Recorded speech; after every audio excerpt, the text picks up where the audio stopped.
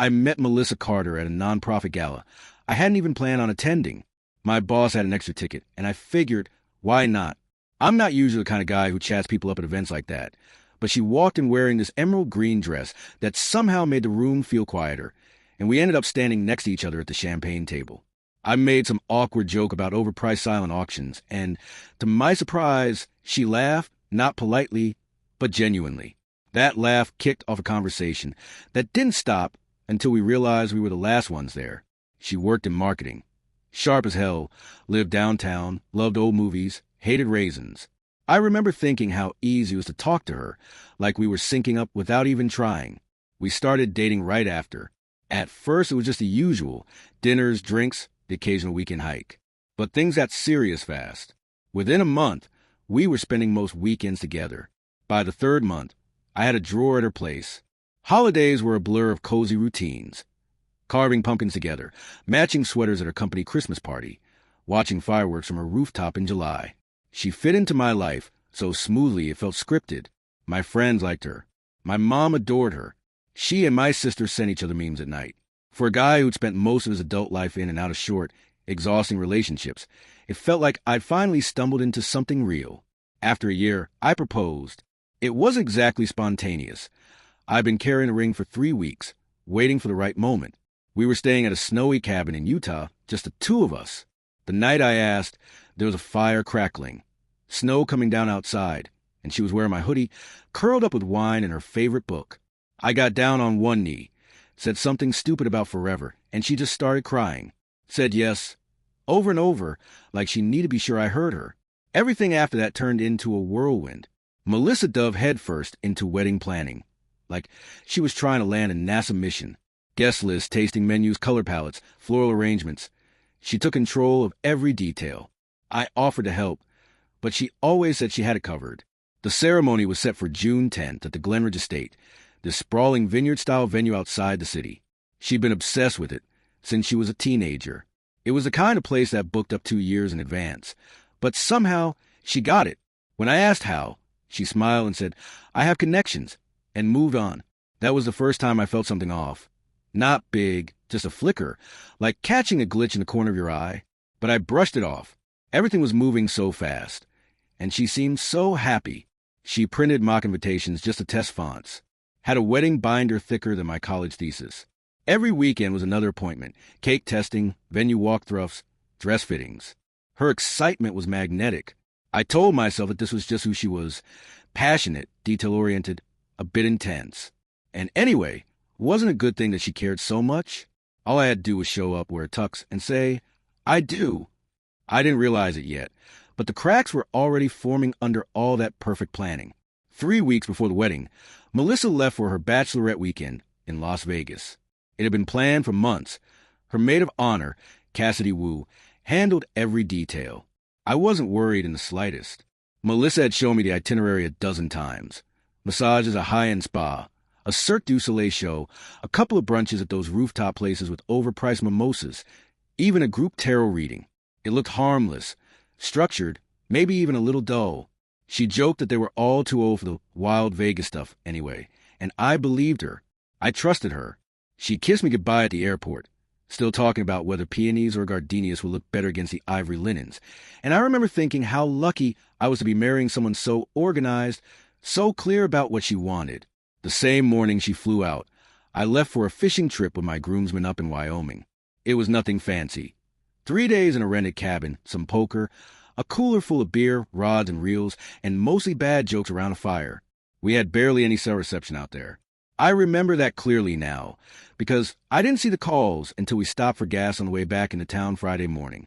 My phone lit up with 17 missed calls from the same unknown Nevada number.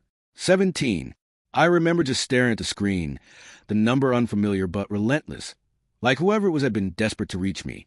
At first, I thought it was spam or maybe someone from the hotel. Then I noticed a couple of voicemails, and my stomach tightened before I even listened. There's something about that many missed calls that makes your body know something's wrong before your brain catches up. The first voicemail was mostly noise, club music in the background, someone yelling my name, then what sounded like crying before it cut out. The second was clearer. A woman's voice panicked, not Melissa's. Eric, I'm so sorry to be the one to tell you this, but please call back. It's about Melissa. She's not hurt, but you need to know something. Please. I'm at the Valerian Hotel, Suite 902. That was all. No name. Just a room number and that tight, urgent tone that didn't sound like gossip or drama. It sounded like a warning. I called the number back immediately. No answer. Then again. Still nothing. My groomsmen were still inside the gas station, joking about who caught the smallest trout. But I felt like I had been hit by a truck. I texted Melissa. Everything okay? Nothing. Then I texted Cassidy. Hey, Melissa isn't picking up. Just want to check in. Still nothing. I just stood there, leaning against the truck, phone in my hand, signal bars taunting me at full strength, and absolutely no one answering. It wasn't like Melissa to ignore my messages, especially not on a trip where I knew she had reception. I kept staring at that suite number in the voicemail. Suite 902. My brain kept going back to the crying in the background of the first message. By the time the guys came out, I must have looked pale or off because my best man, Connor, asked if I was feeling sick. I told them I needed to head back early, made up something vague about work calling. They offered to come with me, but I waved it off. I got into my car alone and started driving back toward Denver, trying not to let my mind spiral. But something about that voicemail had already burrowed under my skin, and I knew, even before I got the full story, that whatever happened in that Vegas suite was about to change everything. I was already halfway through Nevada when my phone rang again. This time it wasn't the unknown number. It was a landline labeled Desert Ridge Hospital. The voice on the other end was calm, professional, and completely out of place in the chaos spinning through my head. It was a nurse. She told me that Melissa had been admitted the night before for severe alcohol poisoning. Her blood alcohol content had been dangerously high. They'd stabilized her, she said, but she wasn't in any condition to fly home on her own.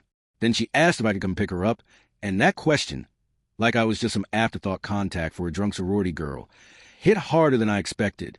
I don't even remember responding. I think I just said yes and hung up. I drove the rest of the way in silence. No music, no GPS voice, just the sound of the highway in my thoughts, unraveling themselves into every worst-case scenario imaginable. I kept picturing her alone in some sterile room under harsh fluorescent lights, hooked up to IVs, with mascara smudged under her eyes and nothing to say for herself. I tried to fight off the images, but they came anyway. Her collapse in a nightclub bathroom, strangers surrounding her, an ambulance pulling up to a curb with people staring. I tried to remind myself that things happen, that people drink too much sometimes. But something fell off from the start, not just because it happened, but because no one had told me. Not her, not Cassidy, not any of the 7 women who had supposedly spent the last 48 hours pampering her with spa treatments and poolside brunches. She finally called me just as I was pulling into the hospital parking lot. Her voice was small, so faint it sounded like she'd been crying for hours. She said my name like it hurt. I asked what happened, and she gave me the kind of half-story that people offer when they're still trying to figure out which part they're willing to admit. She claimed she didn't remember much, just that Cassidy kept handing her drinks, and then everything went black. She kept saying she didn't mean for things to get so out of hand, that it all blurred together. Her voice cracked halfway through the call, and I wanted to believe her. I really did. But there was something in the way she said Cassidy's name, like it was a shield and an excuse all at once. Inside the hospital, Melissa looked like someone I didn't recognize. Her skin was pale, eyes bloodshot, and she wore that stiff cotton gown that made everyone look smaller than they were. She didn't speak when she saw me, just let out a breath that wasn't quite a sigh. I helped her gather the little they'd allowed her to keep: a phone, some clothes, and a plastic bag, a charger tangled into itself. When we walked to the car, she leaned into me, not the way she used to when she was sleepy or affectionate, but like her body didn't know how else to stand. She didn't ask about the drive. She didn't ask if I was okay. She just stared out the window, silent, and the silence between us grew heavier with every passing mile. When I tried to ask about the others, where they had gone, why no one had called me, how exactly she ended up in a hospital alone, she shook her head, said she didn't want to talk about it. Not now. Maybe not ever. I asked her if Cassidy had said anything afterward. She didn't answer, just whispered that she wanted to sleep. I let her, but the whole drive back, I could feel like static under my skin. Something had happened in Vegas that she couldn't bring herself to tell me, and maybe wouldn't. And the woman I'd driven hundreds of miles to bring home felt more like a stranger than she ever had. Back in Denver, Things didn't go back to normal like I quietly hoped they would. Melissa acted like nothing had happened, like she hadn't just been hospitalized in another state with alcohol levels high enough to kill someone. She moved through the apartment like she was underwater. Quiet, careful, avoiding eye contact. She slept a lot. She'd stare at the TV without really watching it. I kept waiting for her to bring it up, to say something real about what happened in Vegas. But she didn't, and when I tried, she shut down so fast it felt rehearsed.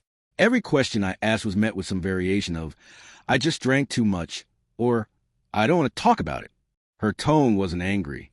It was flat, like she wasn't just brushing it off. She was refusing to let it exist. The weirdest part was a silence that stretched far beyond her. That group of women had posted nonstop in the days leading up to the trip. I'd seen the selfies at the airport, the cocktails lined up at the hotel bar, the poolside shots with filters, and inside jokes in the captions. It was exactly what you'd expect from a group of women on a Bachelorette weekend in Vegas. But after Friday night, everything stopped. The last photo I could find was a group shot in front of club around 10:45. PM Melissa was in the middle, holding a neon drink and laughing. After that, nothing. No stories, no posts, no tag locations. Not a single trace of what happened between that last picture and late Saturday afternoon, when Cassidy posted a quiet photo of brunch without Melissa in it. For a group that had documented every outfit change and cocktail garnish, the silence was deafening. At first, I thought maybe I was overthinking it. Maybe they just decided to put their phones down for a while. But that didn't add up. These were women who took mirror selfies before leaving the hotel room, who snapped videos of every toast, who live-posted inside jokes and hashtags. They hadn't gone dark for 12 hours because they were busy bonding. They went dark because something happened. Something none of them wanted to make public. I tried asking Melissa directly. We were sitting on the couch, some movie playing quietly in the background. I said her name softly. She didn't look at me. I asked if she was ready to talk about it yet. She shook her head. I pushed, gently, asked if maybe something happened. Something besides just drinking too much. Something that scared her, maybe. She flinched at that, but then she forced a small, practiced smile and said no. Just too much alcohol. Nothing else.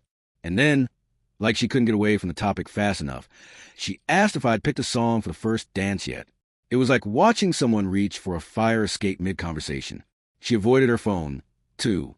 Her group chat buzzed constantly for days, but she never opened it when I was in the room. I saw Cassidy's name flash across her screen more than once. And every time, Melissa let the call go to voicemail without hesitation. Once, I caught a glimpse of a message that said, "We need to talk. Please." She deleted it without replying. When I asked why she wasn't answering Cassidy, she told me she was tired of the drama, that Cassidy was being overdramatic about a stupid night. Then she walked out of the room before I could say anything else. I could feel her pulling away, and no matter how I tried to close the distance, she wouldn't meet me halfway. She wasn't just avoiding conversation. She was walling herself off, bricking herself in behind silence and half-truths. And the more she insisted nothing happened, the more I became sure something had. Something no one wanted to admit. It came in a plain manila envelope with no return address. Just my name written in shaky block letters, and inside it was a small black USB drive and a folded piece of paper. No explanation beyond one sentence written in sharp, uneven handwriting. You deserve to know the truth before you marry her. This is from Friday night. That was it. No signature. No threats. Just that single line and the weight of everything it implied. I sat at my desk holding the USB between my fingers for a long time, trying to convince myself that it was probably nothing. Maybe a prank. Maybe someone trying to stir up drama before the wedding. But that line kept echoing in my head, and I knew exactly which Friday they meant. I plugged the drive in and opened the only file it contained, a silent video clip, grainy but clear enough, with a timestamp burned into the corner. Friday, 2:42 a.m., Mirage Tower Hotel, Las Vegas. The footage showed an elevator opening on the 9th floor. Melissa stepped out first. She was stumbling, visibly drunk, and not alone. 4 men followed behind her, all strangers to me. One of them had his arm around her waist, holding her upright, like it wasn't the first time they'd done this. She was laughing in that disoriented way people do when they're trying to stay conscious. Her heels wobbled beneath her. Her hair was messy, and the strap of her dress had fallen halfway down her arm. They led her down the hallway like they already knew where they were going. None of them looked back at the camera. Not once. The next cut in the video came at 4:14 a.m. The same hotel hallway. The door opened, and the four men walked out, one after the other. They were laughing, nudging each other, two of them giving high fives as they passed the camera. Their shirts were wrinkled. One zipped up his fly as they walked toward the elevator. They didn't speak to Melissa. They didn't wait. They just left. 2 minutes later, she came out.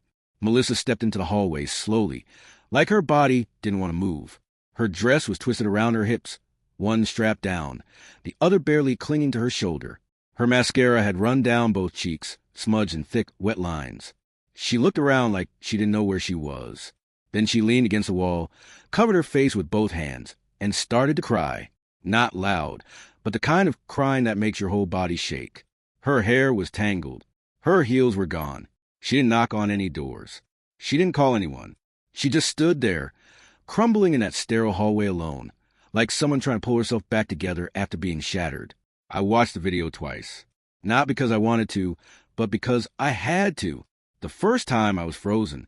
The second, I felt every muscle in my body tense in disbelief, horror, rage. I wanted it to be fake. I wanted some clue that it was staged, something that didn't add up, but it was her. It was Melissa, and I'd know that dress anywhere. It was the same one she wore in that last group photo on social media, the one before everything went dark. I couldn't move. I couldn't even speak.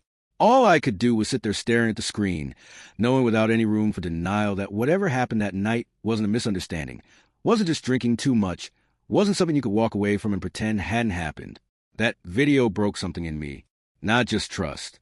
Not just a version of Melissa. I thought I knew. It cracked the entire foundation of our life together. And no matter how much I wanted to look away, I couldn't unsee any of it. After watching the footage from that USB, I didn't sleep. I didn't eat. I didn't even speak to anyone. I just sat in our apartment, staring at the same paused frame of Melissa standing in that hallway, mascara smeared and shoulders trembling, like I could will a different truth into existence. But the longer I sat with it, the more that sickening feeling built inside me, the certainty that there was more I hadn't seen, not just from her, but from the people who surrounded her, the ones who had sworn they were her friends and bridesmaids, and who had all gone completely silent the moment things went dark. I remembered the iCloud account we once set up together. It was supposed to be about transparency, a shared login so we could sync calendars and passwords, and she had even joked it was our digital trust pact. We hadn't used it in months, but the credentials hadn't changed. I logged in. The interface felt eerily calm, clean rows of messages and photos neatly backed up from her phone, and when I clicked into her messages, I found the thread labeled Bach Queens. That was it, the Bachelorette group chat. And what I read there made everything worse. The messages started the morning after that night, time-stamped just after 8 a.m. Melissa's texts were panicked, desperate, filled with dread. I feel sick. What happened last night? She wrote. A minute later. Did I do something I shouldn't have? Then, I remember being in the hallway, but not how I got there. Please someone tell me. Cassidy was the first to respond. Her message was so casual it felt like a slap. Girl, it was fun. Nothing to stress about. Just a wild night. Jordan doesn't need to know every detail. Jordan, that was the name of one of the men from the video. One of the four. Apparently not some stranger after all. Melissa didn't push. Instead, she sent another message, one that hurt more than anything else. I don't remember saying yes. Was I that gone? It sat there unanswered for a while. Cassidy eventually replied with a string of emojis. The eyes, the smirk, the finger over lips. Then, don't overthink it. We were all lit. Everyone had fun. Let it go. But then another name popped up. Rachel. She hadn't said much in earlier messages, but now she did. Her tone cut through the chat like a cold wind. This isn't okay. Melissa, you need to tell Eric. You need to be honest about what happened. He deserves that. I could feel her voice through those words. Calm, direct, moral. The kind of person who probably lost sleep over what she'd seen. Cassidy's response came quick and sharp. Rachel, no, you're either with us or you're out of the wedding. Then silence. A few others sent short messages. Hearts, gifts. One girl saying, it's not our place. But no one backed Rachel. And Rachel never replied again. The entire thread was an exercise in denial, an artificial cheer, in brushing broken pieces under a rug. Melissa had been spiraling in that chat, typing with clear fear and confusion, and all Cassidy had done was minimize it, laugh it off, threaten anyone who tried to do otherwise. And the rest? They let her. Not one of them questioned what those men were doing there. Not one of them asked how Melissa got from blackout to a hospital bed. They just went along with it, because keeping the wedding intact mattered more than telling the truth. By the time I closed the browser, my hands were shaking. I wasn't just hurt anymore. I was furious, not just at Melissa, but at every single person who saw what happened and chose to protect the lie instead of the person. And worst of all, I now knew she had questions too. She had doubts. She was scared. And still, she chose silence. Even with me, especially with me, I didn't confront her. Not because I didn't want answers, but because I already had them, and I knew any confrontation would just turn into more lies, more minimizing, more people protecting themselves at my expense. I needed a clean exit, something controlled, something that didn't give anyone a chance to twist the story or paint me as unstable or cruel. So I waited. I acted normal. I smiled when needed. I told her I was stressed about work and needed a few days to clear my head before the wedding. She didn't question it. Maybe part of her was relieved I wasn't asking anything anymore. The first thing I did was pull my half of the money from our joint account. I did it quietly, methodically, making sure nothing bounced, nothing triggered alerts. Just my share. I wasn't interested in revenge or punishment. I just wanted out without chaos. Then I packed a single suitcase with the essentials, clothes, documents, my laptop, things that were undeniably mine. I left everything else exactly where it was. No dramatic empty closet. No stripped apartment. I told Melissa I needed to drive to Idaho to pick up some family heirlooms my parents wanted me to have before the wedding. She nodded, distracted, already buried in last-minute emails and seating charts. I didn't go back for heirlooms. I went to my parents' house and told them everything. The video, the messages, the cover-up. I watched my mother cry in a way I hadn't seen since my grandfather's funeral. My father didn't raise his voice, but his jaw tightened so hard I thought he might crack a tooth. He offered to handle it for me, said he would call the venue, the vendors, Melissa's parents, anyone necessary. He said I didn't owe anyone an explanation, that they could frame it however they wanted. I told him no, this wasn't their mess to clean. It was mine, and I needed to end it on my terms. I stayed there, off the grid, phone mostly off, letting the noise of my life finally quiet down. I drafted the letter carefully, rewrote it 3 times, stripping out anything emotional or reactive. I included screenshots from the footage, timestamps, hallway stills, and excerpts from the group chat that showed exactly how long the lie had lasted and how many people were complicit in it. I didn't insult her. I didn't explain my pain. I didn't justify my decision. I just stated facts. On Friday, the day before the wedding, I had a courier deliver the envelope to her apartment. Inside was the evidence, neatly organized, and one sentence printed at the bottom of the letter. You lied every day after Vegas. I'm not marrying you. That was it. No call. No conversation. No chance for negotiation or tears or apologies shaped by panic. I turned my phone off completely that night. When I went to sleep, it was the first time in weeks I didn't feel like I was drowning. The morning I was supposed to be standing at the altar, I was sitting in a booth at a quiet diner off the highway somewhere in Montana. The place was nearly empty, just an older couple near the window, and a tired-looking waitress who kept refilling my coffee without asking. Outside, the sky was turning a soft gold, the sun rising slowly over the distant ridge, and I sat there with a plate of pancakes in front of me, watching the light shift across the Formica table. My phone was face down, buzzing over and over. I didn't look at it. I didn't need to. I already knew who it was. Melissa started calling at 6:15 a.m., an hour before guests were supposed to begin arriving at the Glenridge estate. I let every call go to voicemail. Then came the text, short at first, then longer, frantic, escalating. Eric, please. Where are you? This isn't what you think. It didn't mean anything. I was drunk. It was Cassidy's fault. Talk to me, please. By noon, she had sent 127 messages. I didn't read most of them. I didn't need to. Somewhere in there, she said the video was taken out of context, that it looked worse than it was, that I was throwing everything away over one night she barely remembered. One night, but it wasn't just that night. It was every day after. Every lie, every silence. Every time she looked me in the eye and pretended to still be the woman I proposed to. Cassidy chimed in a few hours later. Her message, so perfectly arrogant, actually made me laugh. You ruined Melissa's life over one mistake. One, you think you're perfect. That was the tone of it. like I had committed some unforgivable crime by choosing not to marry someone who let four strangers take her back to a hotel room, then let a friend erase her from existence. Like I was the villain for refusing to play along. I didn't respond to her either. I had nothing to say to someone who thought silence was loyalty and secrets were kindness.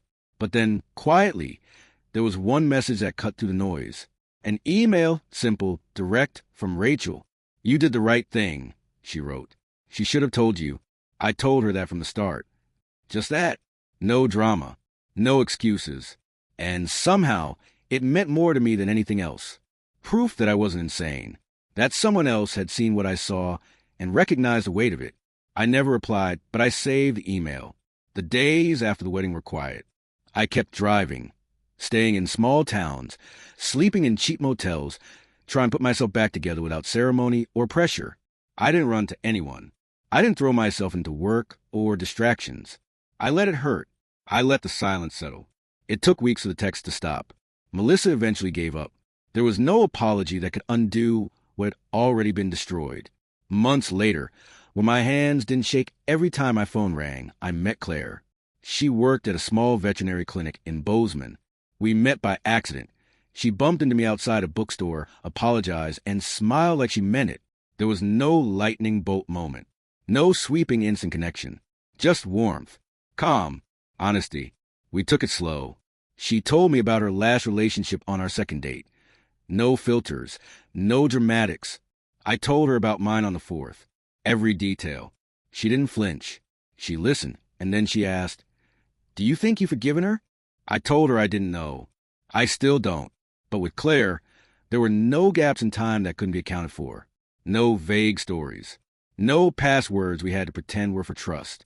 Just two people trying to be honest in a world that makes it so damn easy to lie. I don't know where it's going. I'm not looking for a replacement or a fairy tale. But I know this. I'm not walking blind anymore. Whatever comes next will be built on truth. Nothing less.